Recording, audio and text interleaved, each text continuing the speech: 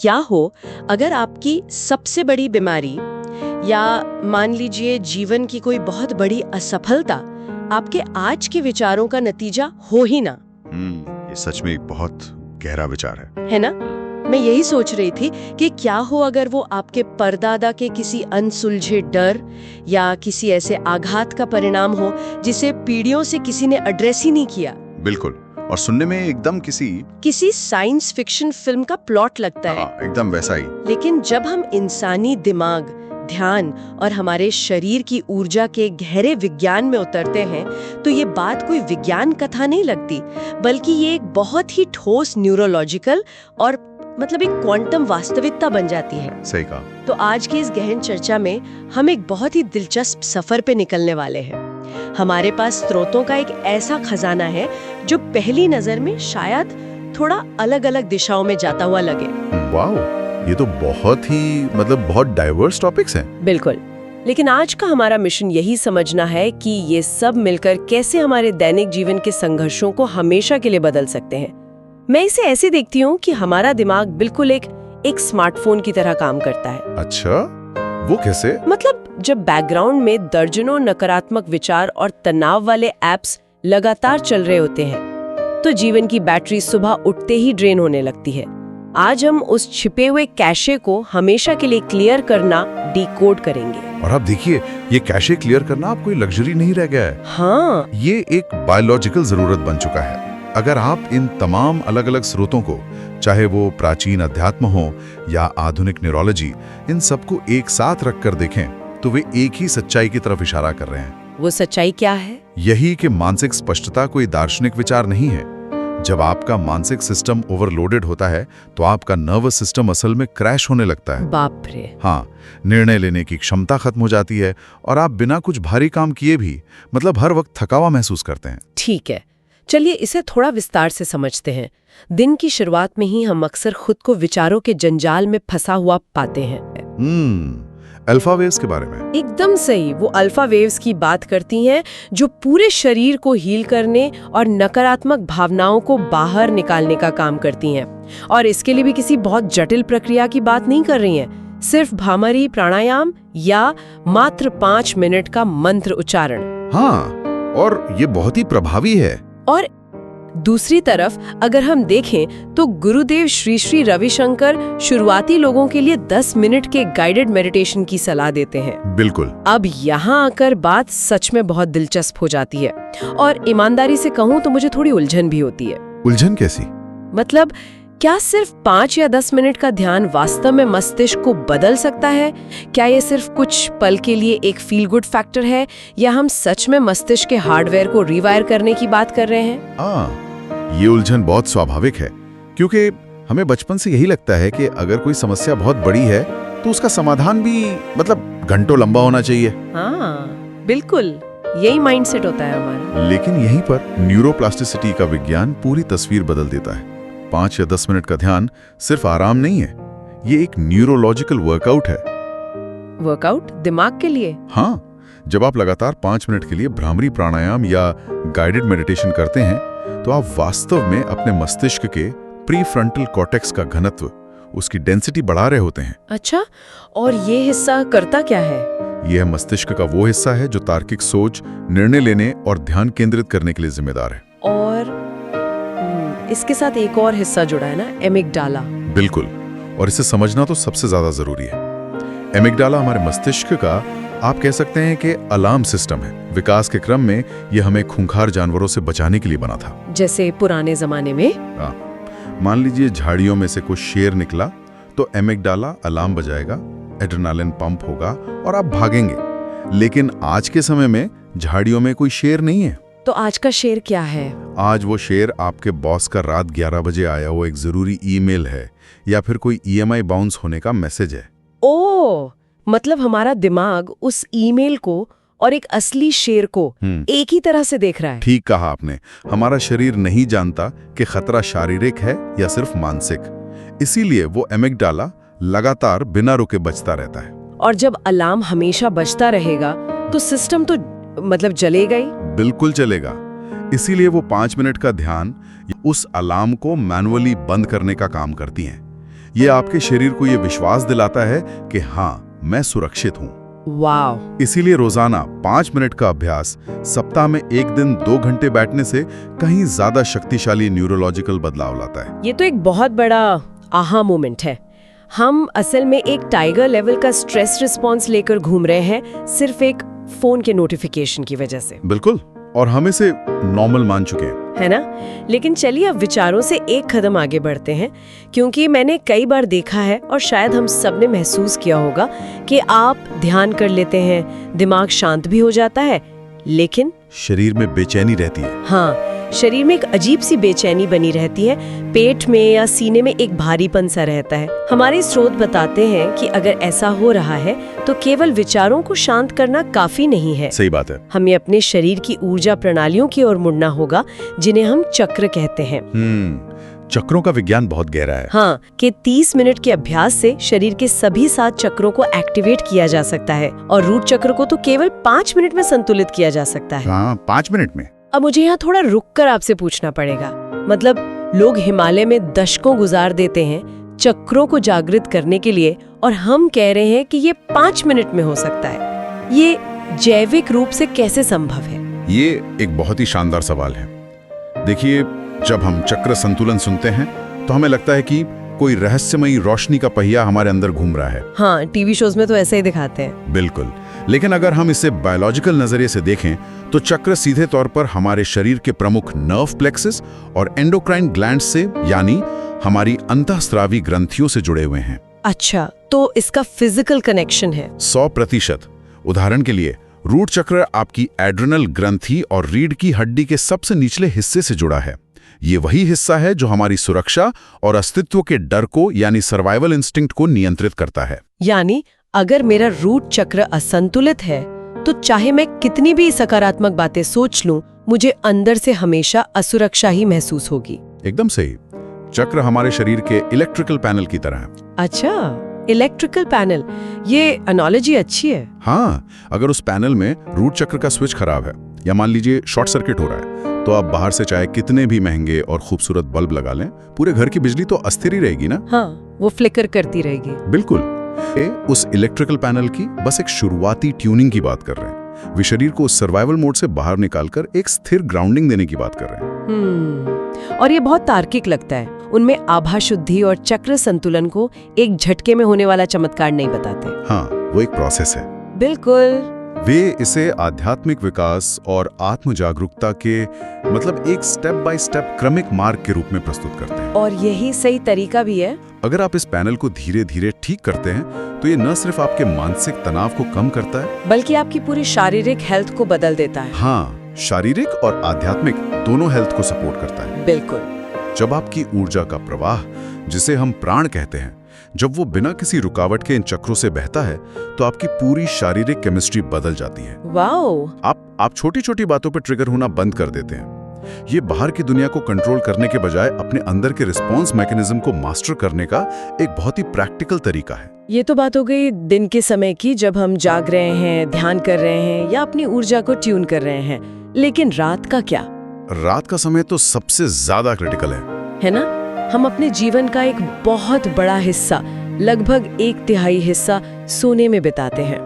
हमारे स्रोत बता रहे हैं कि नींद सिर्फ थकान मिटाने के लिए नहीं है, बल्कि यह गहरी हीलिंग का सबसे बड़ा मौका है। बिल्कुल, जिसे आज का विज्ञान नॉन स्लीप डीप रेस्ट या NSDR कहता है। हाँ, NSDR आज बहुत पॉपुलर हो रहा है। और बताया गया है कि सिर्फ 10 मिनट की योग निद्रा पूरे शरीर को गहराई से रिचार्ज कर देती है।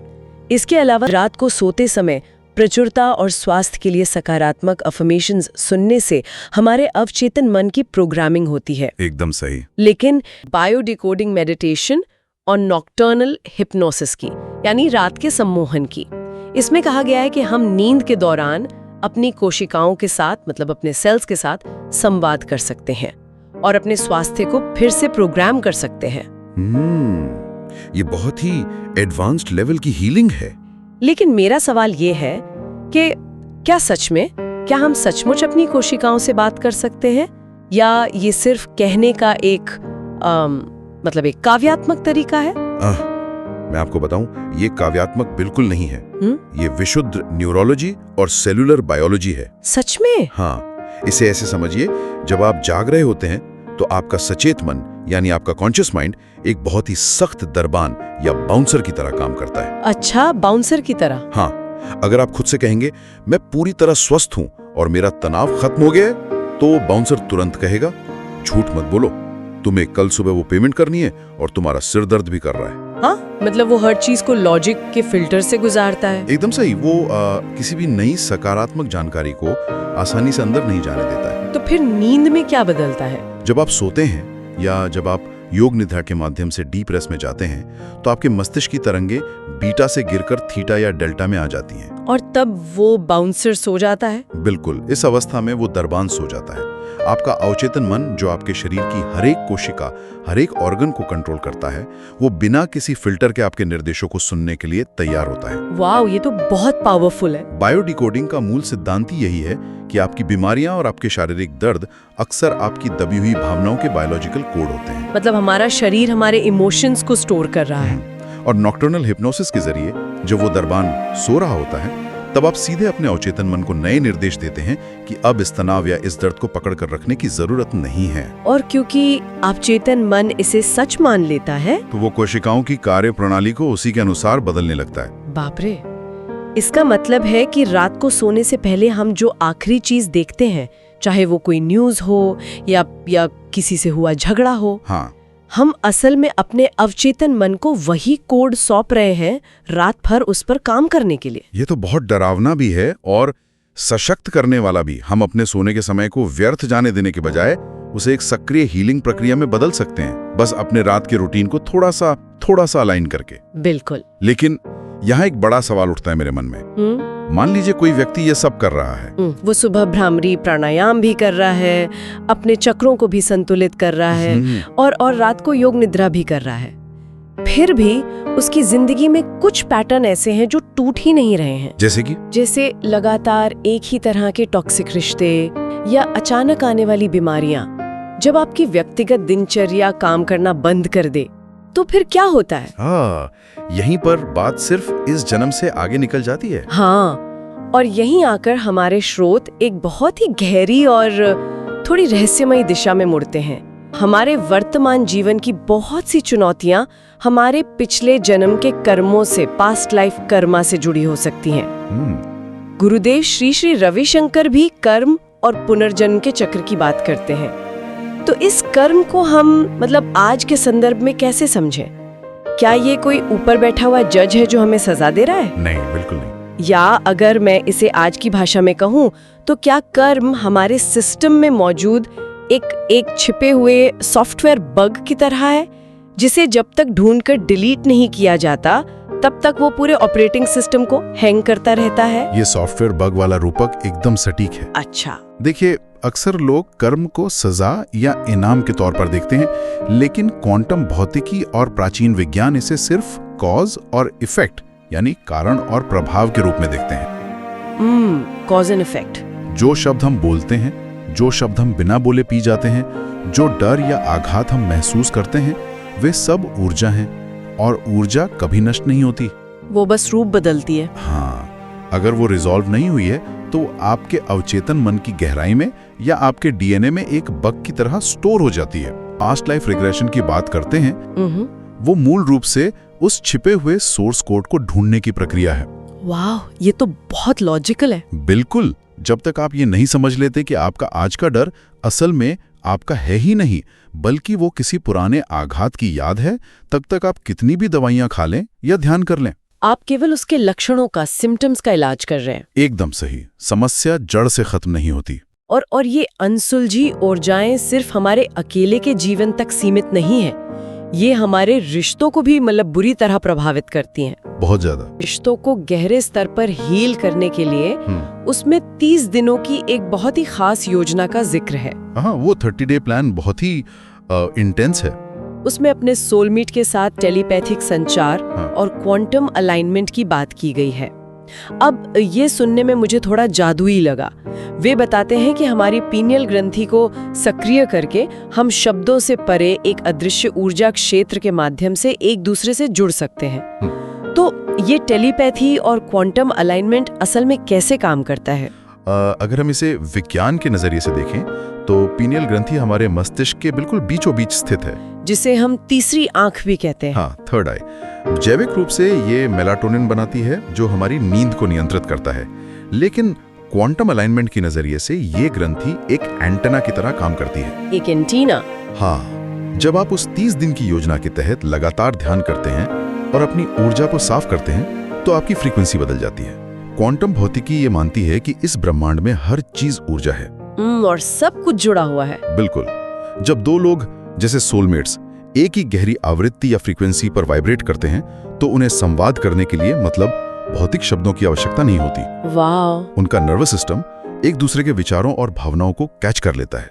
ये कोई जादू नहीं है, ये बिल्कुल वैसे ही काम करता है जैसे दो रेडियो एक ही स्टेशन पर ट्यून हो जाए। ये एक बहुत ही खूबसूरत विचार है कि हमारे रिश्ते सिर्फ भौतिक उपस्थिति तक सीमित नहीं है, बल्कि वो एक गहरे ऊर्जा स्तर पर भी काम करते हैं। हाँ, और इसीलिए वो कनेक्शन इतना गहरा होता है। मुझे जो चीज सबसे दिलचस्प लगी वो ये थी कि स्रोत के अनुसार दुनिया में चाहे कितनी भी अफरा तफरी क्यों न मची हो, आध्यात्मिक जागरूकता और एंजेलिक प्रार्थना के माध्यम से व्यक्ति अपनी ऊर्जा की रक्षा कर सकता है। तो अगर हम इसे एक आम इंसान के नजरिए से देखें तो रोजाना आने वाली इन डरावनी खबरों या बड़े बदलावों के बीच कोई अपना मानसिक संतुलन कैसे बनाए रख सकता है? आपने जो सवाल पूछा है ना, इसी में पूरी चर्चा का सार छिपा है। वो कैसे? देखिए, जब भी बाहरी दुनिया में कोई बड़ा उथल पुथल होता है, चाहे वो आर्थिक हो, राजनीतिक हो या कोई बड़ा क्वांटम शिफ्ट हो, तो सबसे पहली चीज जो अस्थिर होती है वो है हमारी सामूहिक चेतना, कलेक्टिव कॉन्शियसनेस। हाँ, डर, घबराहट और अनिश्चितता बहुत तेजी से फैलती है। इन स्रोतों में जिस एंजेलिक मार्गदर्शन या आध्यात्मिक सुरक्षा की बात की गई है, उसका मतलब ये नहीं है कि आप दुनिया से कटकर किसी गुफा में बैठ जाएं। तो फिर इसका प्रैक्टिकल मतलब क्या है? इसका असली उद्देश्य आपके भीतर एक ऐसा स्थिर केंद्र, एक स्टेबल सेंटर विकसित करना है जो बाहरी तूफानों से प्रभावित ना हो। जब आप नियमित ध्यान से अपने चक्रों को संतुलित रखकर अपनी ऊर्जा को मजबूत कर लेते हैं तो बाहरी अफरा तफरी आपको डराती नहीं है।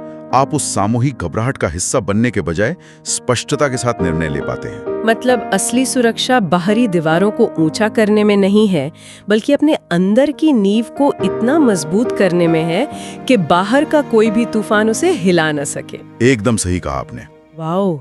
इस पूरी डीप डाइव ने हमारे सामने कई ऐसे दरवाजे खोले हैं जिन पर शायद हम रोजमर्रा की भागदौड़ में ध्यान ही नहीं देते। बिल्कुल, हम बहुत सी चीजों को इग्नोर कर देते हैं। हाँ, हमने देखा कि कैसे हमारा दिमाग सिर्फ एक रिसीवर नहीं बल्कि एक ट्रांसमीटर है। न्यूरोलॉजी के 5 मिनट के भ्रामरी प्राणायाम से लेकर चक्र संतुलन तक। हाँ, और योग निद्रा के माध्यम से कोशिकाओं को दिए जाने वाले निर्देशों और पिछले जन्म के अनसुलझे कर्मों तक हर एक स्रोत हमें चीख कर एक ही बात बता रहा है कि बदलाव हमारे हाथ में है। बिल्कुल, हमारे पास अपने आज को बदलने की असीमित शक्ति मौजूद है। बस हमें उस इलेक्ट्रिकल पैनल को सही से ट्यून करना है। एकदम सही। तो आज रात जब आप सोने जाएं और आपका वो दरबान यानी आपका सचेत मन सोने की तैयारी कर रहा हो तो खुद से ये सवाल जरूर पूछेगा, क्या मेरे जीवन की सबसे बड़ी रुकावटें सच में मेरी आज की परिस्थितियां हैं या फिर वे कुछ ऐसे अनसुलझे बग्स और बिना बोले गए शब्द हैं जो मेरे अवचेतन मन में पीढ़ियों से बैठे हुए हैं? ये सोचने वाली बात है। और अगर ये बात पूरी तरह सच है कि हमारी कोशिकाएं अंधेरे में हमारी हर बात सुन रही हैं, तो आज रात हम उन्हें क्या निर्देश देने वाले हैं? डर और चिंता का पुराना टेप या फिर हीलिंग और एक नए कल का संदेश?